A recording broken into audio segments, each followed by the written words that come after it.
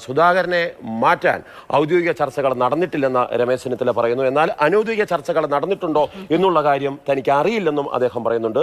V D Satheesan survey നടത്തിയെന്നാണ് പറയുന്നത്. അങ്ങനെ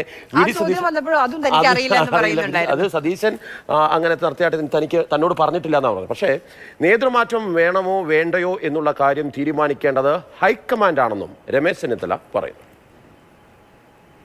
ഇതുവരെ ഔദ്യോഗികമായിട്ട് അങ്ങനെയുള്ള ആലോചനകളൊന്നും നടന്നതായിട്ട് എനിക്കറിയില്ല. അനൗദ്യോഗികമായിട്ട് നടന്നിട്ടുണ്ടോ എന്നുള്ള എൻ്റെ ശ്രദ്ധയിൽപ്പെട്ടിട്ടില്ല. KPCC പ്രസിഡന്റിനെ സംബന്ധിച്ചോ പാർട്ടി ഘടനയെ സംബന്ധിച്ചോ ഉള്ള തീരുമാനങ്ങൾക്ക് അന്തിമ തീരുമാനം പാർട്ടി ഹൈക്കമാൻഡിൻ്റെതാണ്. പ്രതിപക്ഷ നേതാവ് ഞാനും കൂടെ സംസാരിച്ചു. അദ്ദേഹം ഒരു സർവേ നടത്തിയിരുന്നത് എന്നോട് പറഞ്ഞു. പിന്നെ നമുക്കറിയാമല്ലോ, നമ്മളൊക്കെ വർഷങ്ങളായി രാഷ്ട്രീയത്തിൽ പ്രവർത്തിക്കുന്നവരല്ലേ, നമുക്കറിയാമല്ലോ ഏത് സീറ്റുകളിലാണ് നമ്മൾ കോൺസെൻട്രേറ്റ് ചെയ്യേണ്ടതെന്നൊക്കെ എല്ലാവർക്കും അറിയാമല്ലോ. അപ്പോൾ അതുകൊണ്ട് അത്തരം വാർത്തകൾ ശരിയല്ലെന്നാണ് എൻ്റെ അഭിപ്രായം.